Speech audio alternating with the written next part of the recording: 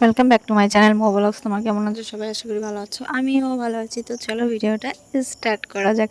তো সকালবেলা চলে এসেছি এইখানে বিছনা তুলতে, যেহেতু ছেলেও উঠে পড়েছে, তোমাদের দাদাভাইও উঠে পড়েছে। তো তোমাদের দাদাভাই কদিন ধরে সকাল সকাল উঠছে, তাহলে তোমরা তো জানো তোমাদের দাদাভাই সকাল সকাল উঠে একটু কাজ করছে, বাড়ির গ্রিলগুলো একটু পরিষ্কার করছে। আর রোদ উঠে গেলে সে ভীষণ কষ্ট হয়ে যায়, এমনি পরিষ্কার করতে ভীষণ কষ্ট হয়ে যায়। আমাদের গ্রিলগুলোর একটু ডিজাইন আছে, তো তার জন্য কষ্ট হয়ে যায় ডলতে ডলতে। তো তার জন্য একটু ভোরবেলা উঠে তাড়াতাড়ি 1 ঘন্টার মতন করে কাজ শেষ করে ফেলে। আর কাজটা প্রায় হয়ে এসছে, আর একদিন হয়তো লাগবে। তো চলো এইখানে চলে আসছি ছেলেকে জল দিতে। সকালবেলা ডেইলি রুটিন যেটা, প্রত্যেক দিন 1 গ্লাস জল খাওয়া। তো সেই 1 গ্লাস জলই ওকে দিচ্ছি খাওয়ার জন্য। তো ও খেতে চায় না, তবুও আমি ওকে জোর করে খাওয়াই যে প্রত্যেক দিন সকালবেলা অন্তত জলটা খাও, কারণ প্রত্যেক দিন সকালবেলা বাসি পেটে জলটা খাওয়া উচিত।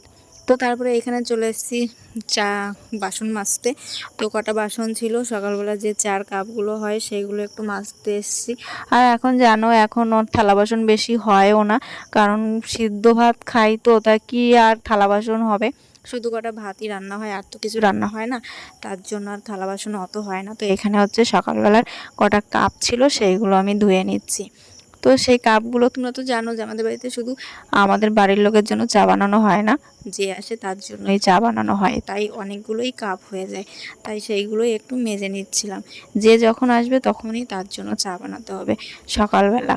আর দুপুরবেলা অতটা চা খাওয়া হয় না, যদি চা ইচ্ছা হয় তখন তোমাদের দাদাভাই খায়, তাছাড়া আর কখনো বানানো হয় না সকালে। আর হচ্ছে বিকালবেলাই হচ্ছে নিয়ম যে চা খাওয়া। আর এই বাড়িতে আমি এসেছি প্রায় 14 বছর হয়ে গেছে বিয়ে করে। তো আমি কিন্তু এখনও আমার চার নেশাটা ধরেনি, কারণ আমার চাটা অত পছন্দ হয় না। আর এইখানে দেখো বাবা কত সবজি এনেছে, কারণ এই সবজিগুলো সিদ্ধ খেতে হবে শুধু শশাটা বাদ দিয়ে। সিদ্ধ খাওয়ানোর জন্য বাবা শশা টশা সবই এনেছে। সরি, শশা সিদ্ধ খাওয়ার জন্য না, ভাতে খাওয়ার জন্য এনেছে। আর এইখানে আমি কটা রুটি বানিয়ে নিচ্ছিলাম, কারণ অল্প কটা পান্তা ভাত ছিল, সেই পান্তা ভাত তোমাদের দাদাভাই খাবে, আর হচ্ছে অরিশ খাবে, আম দিয়ে খেয়ে নেবে। আর এইখানে আমি রুটি বানাচ্ছিলাম আমাদের জন্য। তো তারপরে এখানে তাল নিয়ে বসে পড়েছি। এই তাল দুটো হচ্ছে ওর পিসি পাঠিয়েছে ওর জন্য, তাই আমি কেটে দিচ্ছি, কেটে ওকে দিচ্ছি। ও কাটতে এসেছিলো, তাই আমি ভাবলাম বাবা তুমি কাটতে পারবো না, তাল কাটতে গেলে হাত তো তোমার কাটবেই, তাই ভাবলাম যে আমিই কেটে দিই, তাই আমি কেটে দিচ্ছিলাম। আর দাঁতে যা ধার, বলবো কি গাইস, মানে চোরের কান কাটলেও মনে হচ্ছে কাটবে না, এরকম দাঁতে ধার আছে। হ্যাঁ, তাই আমার কাটতে ভীষণই কষ্ট হচ্ছিল। তাল কাটতে তোমরা তো জানো কেমন দাঁত দরকার হয়, তো সেই রকম দা এটা না, তাই আমার কাটতেও ভীষণ কষ্ট হচ্ছিল। তারপরে কেটে দিলাম, ছেলে তো ভালোই খেলো। তো আমিও একটা খেয়েছিলাম। তো ওই ছেলেকে সব দিলে ওর আবার পেটে ব্যথা হবে, তার জন্য দিইনি। তো আমি এখানে স্নান করে চলে এসেছি, আর মাথাটা তো জানো আমি হাত দিয়ে আসছি, চিরুনি দিইনি। তো আর এইখানে দুপুরবেলা দুধ এনেছি, দুধ দিয়ে আম দিয়ে খাওয়া হবে, আর সিদ্ধ। আর এইখানে দেখো আমি আম কেটে রেখেছি, তোমাদের তাও দেখাচ্ছি। আর ছেলে আমি এইখানে বসে বসে আম খাচ্ছি কেটে টেটে। তারপরে বউ বলছে মা আমাকে একটা আম দাও, আমি ঠিক আছে চলো তুমি আর আমি আম খাই। তারপরে আমিও এখানে আম খাচ্ছিলাম বসে বসে ওরই সঙ্গে। আর আমার সঙ্গে পাল্লাপাল্লি হচ্ছিল, যে ও বলছে আমের আঁটিটা দেখি কে ভালো করে পরিষ্কার করে খেতে পারে।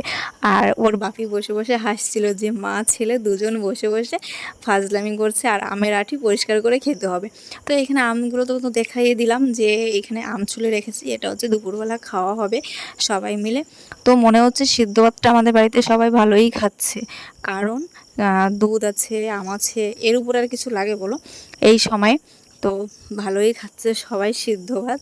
জানি না কতদিন খেতে পারবো, আজকে হচ্ছে 4 দিন, এখনও প্রায় 6-7 দিন আছে। তো তারপরে দেখো দিদিমা চলে যাচ্ছে, হচ্ছে আমার বড় পিসি শাশুড়ি আছে সেই বাড়িতে, কারণ দিদিমার খেতে ভীষণ কষ্ট হয়ে যাচ্ছে। আর দিদিমা যেহেতু অন্য ফ্যামিলির লোক, উনিও যদি আমাদের সঙ্গে নিরামিষ পালন করে, তাহলে ওনার একটু মানে কি এমন একটা হয়ে যায় না, অন্য বংশের। তাছাড়া দিদিমা যদি নিরামিষ খায় আমাদের সঙ্গে ওনারও পালন করা হয়ে যাবে, তার জন্য দিদিমাকে পাঠিয়ে দিচ্ছি পিসি বাড়িতে। আর পিসি বাড়ি থেকে যাবে হচ্ছে আমার ননদ বাড়িতে।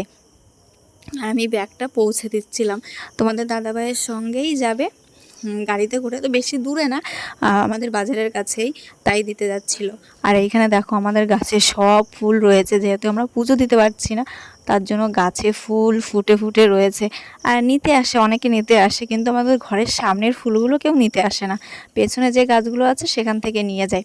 আর এই যে আমার ছেলে ঘুম থেকে উঠে আবার এই যে একটু খেলা করতে গেল, তারপরে এসে খেলা টেলা করে সন্ধ্যাবাতি সময় তো খেতে হয় না সন্ধ্যার সময়, তারপরে ও আবার খেতে বসেছে পান্তা ভাত, অল্প কাটা ওর জন্য পান্তা ভাত ভাতের মধ্যে জল দিয়ে রেখেছিলাম, সেই ভাতগুলো এখন খাচ্ছে বসে বসে।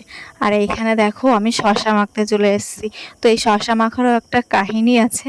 আমি রাত্রিবেলা একটা ভিডিও দেখছিলাম, সেই ভিডিওটা দেখতে দেখতে আমারও শশা মাখা খেতে ইচ্ছা করছিল, তাই এইখানে আমিও ঝটপট করে শশা মাখা খেয়ে নিলাম। তো চলো গাইস, ভিডিওটা আর বড় করছি না, ভিডিওটা যদি ভালো লাগে like comment share and subscribe করে দিও। যারা ফেসবুক থেকে দেখছো তারা ফলো করে নিও, আর যারা এখনও আমার চ্যানেলটিকে সাবস্ক্রাইব করোনি প্লিজ প্লিজ তোমরা একটু সাবস্ক্রাইব করে নাও। তোমরা যদি পাশে না থাকো আমি কিছুই করতে পারবো না। তো নেক্সট ভিডিওর জন্য তোমরা অপেক্ষা করো, আর সবাই একটু পাশে থেকো, সাপোর্ট করো। তো চলো, আমি এখানে তো ভালোই খাচ্ছি, আমার তো ভীষণই মাখা খেতে ভালো লাগে, তোমাদের কার কার ভালো লাগে একটু কমেন্ট করো।